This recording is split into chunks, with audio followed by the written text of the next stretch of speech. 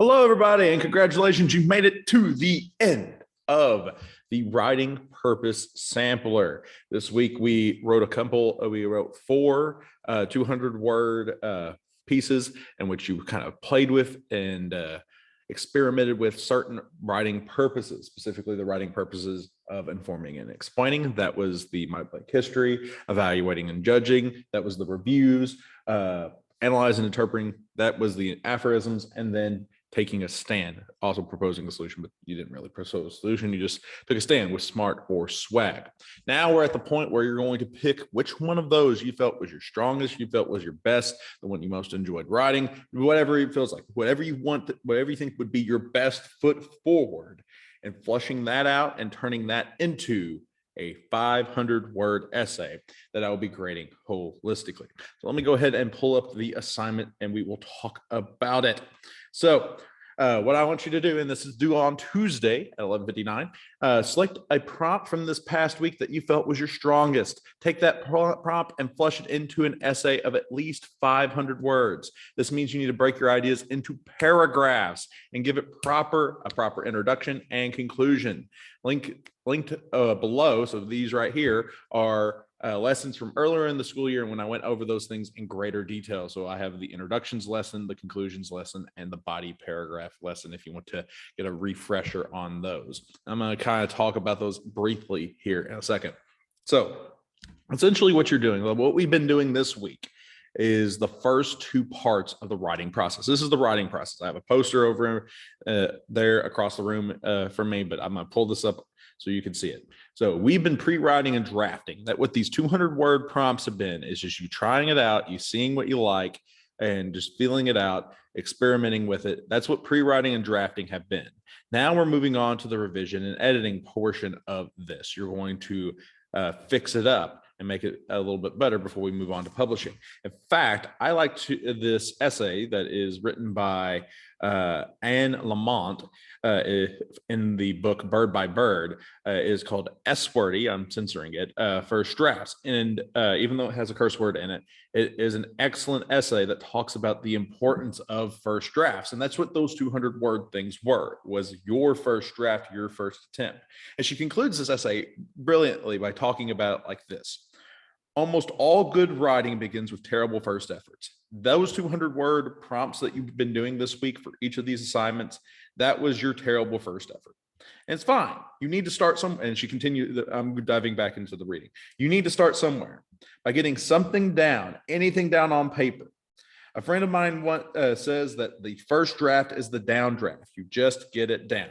That's what y'all have done. On your 200-word things, you have done the down draft. You have put it down. You have got it down on paper. So you have your down draft. Now you're going to move on to the updraft.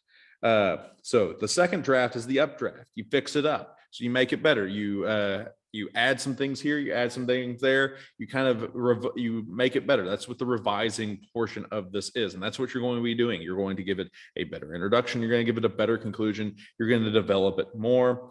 And then she concludes it by saying, you try to say what you had to say more accurately. So you've already said it. Now you're going to try to say even more accurately in the second draft. And the third draft, which is part of this too, the third draft is the dental draft, where you check every tooth to see if it's loose, cramped, or decayed, or even, God help us, healthy. Excellent little essay there by Anne Lamont. And that's essentially what I am asking you to do. You already have your ideas down. Now you're going to fix them up here today. Now I'm going to be grading this holistically. So I'm going to dive back into the assignment over here, and I'm going to pull up the holistic grading, and I'm going to remind you just kind of what the different parts of holistic grading mean. So let's see, Chrome, there we go. Hopefully you can see this, but there are 5 areas that when I grade holistically, there are 5 areas that I'm looking at. I'm looking at focus, organization, development, style, and correctness.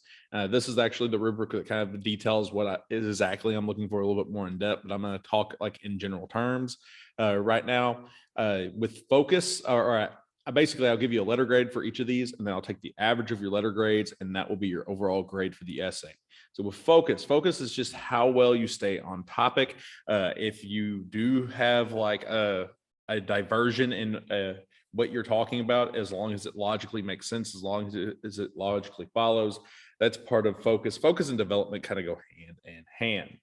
Organization is the next one. Organization is where I'm going to look at your introductions, your conclusions, how well your essay transitions from idea to idea, the flow of your essay. That's what I'm talking about with organization. We'll talk about that a lot more in depth here in a second.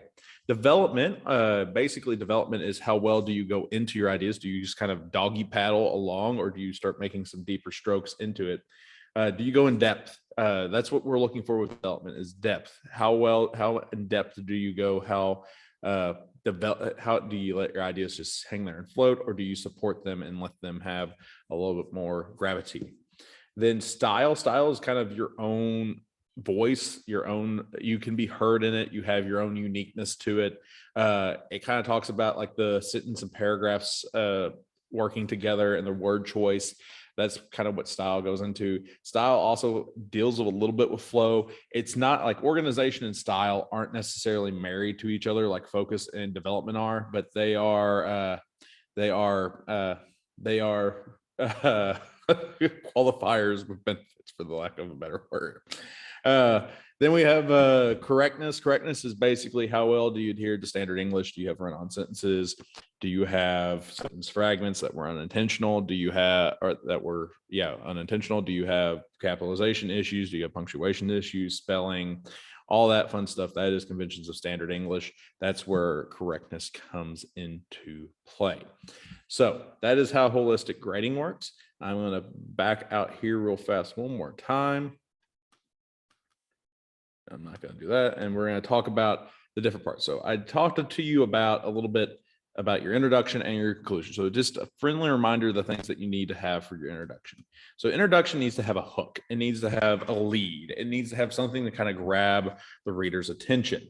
And so you can do this with a variety of ways. There's a bold statement, interesting fact, statistic, a quotation, making a comparison, making a metaphor, simile. My 7th hour class, we talked about the importance of similes and metaphors and comparisons and how powerful they are in a writer's arsenal. It's a good way to start off an essay. Do they use imagery? You can paint a picture in the reader's head, tell a story or anecdote, use an expert opinion, shock people, or present a problem. All those work.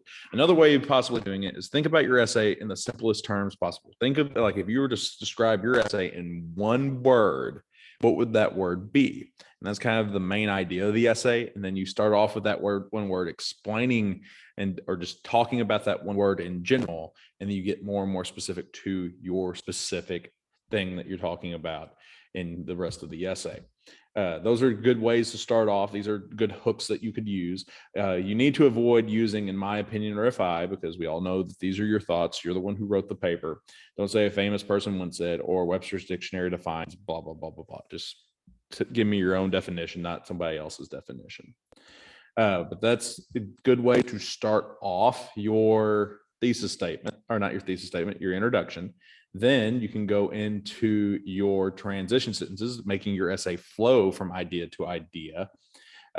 These would happen in the body paragraphs, showing how each idea that you talk about in the body paragraphs flow from idea to idea. You can show time, 1 day later, the next hour. You can clarify cause and effect as a result. You can show location to the right. Nothing you own is in the box to the right because there's nothing to the right. It's all in the box to the left. You can introduce examples. For example, you can add more information in addition. You can contrast information, conclude, and compare. It's really good to show how your paragraphs kind of flow together, like how your ideas link together, how your ideas work together. And transition words and phrases are the ways that you do that near the beginning or at the end of the paragraph. Not every paragraph has to have it, but you do need to have something to kind of show the logical steps in your particular development. Then last but not least is the conclusion. The big thing for the conclusion is your closing remark or your final comment. The last thing that you have to say, the last thing that you're leaving the reader with. You could redirect your readers, point them in a direction to use your essay with. You can echo your introduction, refer back to the thing you did in your introduction. You could challenge the reader to go out and do something. You could look to the future and talk about like how the future would look like because of this. You could pose questions. Posing questions is an excellent way to end an essay. It's not a good way to start an essay, but it's a really good way to end it with a question. So that is it. The assignment, once again, is select one of the prompt that you felt was your strongest from this past week and take that prompt and flesh it into an essay of at least 500 words. This means you need to break it into paragraphs and give it a proper introduction and conclusion.